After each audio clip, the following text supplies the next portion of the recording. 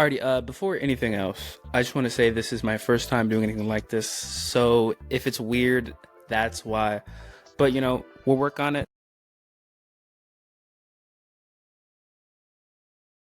It's dark, it's brutal, and yet the grotesque is one of the most influential concepts in literature. While traditionally seen as disgusting, disturbing, and even unsettling, the grotesque hides something remarkable beneath its surface. Best defined by scholars, the grotesque refers to the connotation of pleasure in things that can be perceived as coarse, barbarous, immoral, incongruous, and extravagant. To put it simply, it's enjoying weird things. So, in this video, we'll do a deep dive into the grotesque, we'll look at the morality of it, and just what it reveals about us. I'm Jonathan O'Key, and I hope you enjoyed this video. When dealing with something as edgy as the grotesque, it's only right that we consider ethics. We start to ask questions like, should we be laughing? What does my enjoyment say about me? And is this moral? And these are all completely reasonable questions.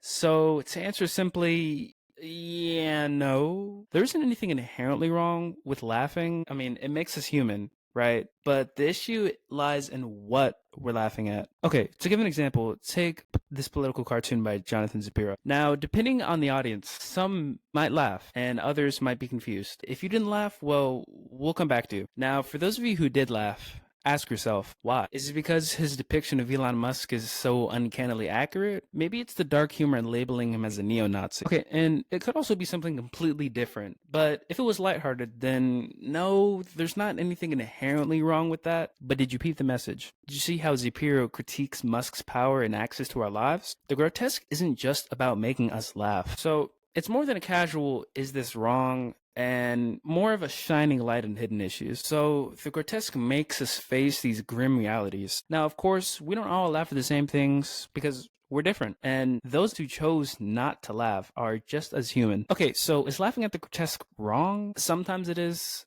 Sometimes it isn't. Rather than fixate on how good or bad something is, artists challenge societal norms. Their work calls for awareness, which can make us better or keep us in the same position. It really is up to us at the end of the day. All right, now with morality out of the way, let's take a look at what it says about us. At its core, the grotesque aims to uncover truths that we'd rather hide. Now, this can take place at both societal and individual levels. Whether disturbing truth or a hidden issue, the grotesque targets both. Take Victor Hugo's novel with The Hunchback of Notre Dame. All right, now, Hugo didn't write this only to make us laugh, but also to show us how we treat people who are different. In his novel, he introduces Quasimodo, a literal symbol of the grotesque. He's hunchbacked, scarred, and, well, ugly. In society's eyes, of course. But as the story progresses, something incredible happens. Now, the people around him who appear beautiful or even average turn out to be the ones who are actually the monsters. While Quasimodo, who's feared, clowned, even abused, he shows himself to be deeply compassionate. Rather than have a cold heart, he shocks us. While he may look like a monster, deep down, he's really more human than any of us. That's just the amazing duality of the grotesque. It shakes things up, makes us question what we value, like beauty, and urges us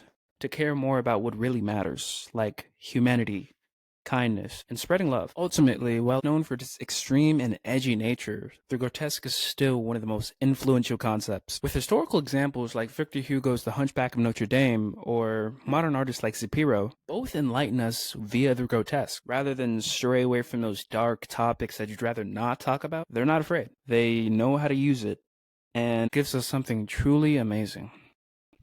Even current-day cinema utilizes it. Shows like The Walking Dead have created an insane universe with all these different characters, like Rick Grimes and Morgan Jones, just to give a few examples. Now, like Quasimodo, they show us that even in a dark world, there's always good. With infamous lines like, "All life is precious," and "My mercy shall prevail over my wrath." Everything we'd expect in this post-apocalyptic world is subverted. With each compassionate lines, we find new faith in humanity, but only if we're willing to confront those hard truths. I'm Jonathan O'Key, and this was The Grotesque, Go Deeper, a video essay. I hope you enjoy this. Have a good rest of your day. Thank you for watching. You have to believe your life is precious, that all life is precious.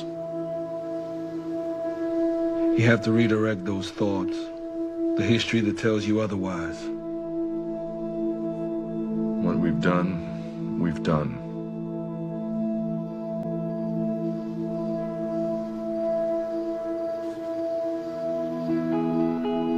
We evaded by moving forward with a code to never do it again. mercy prevails over my wrath.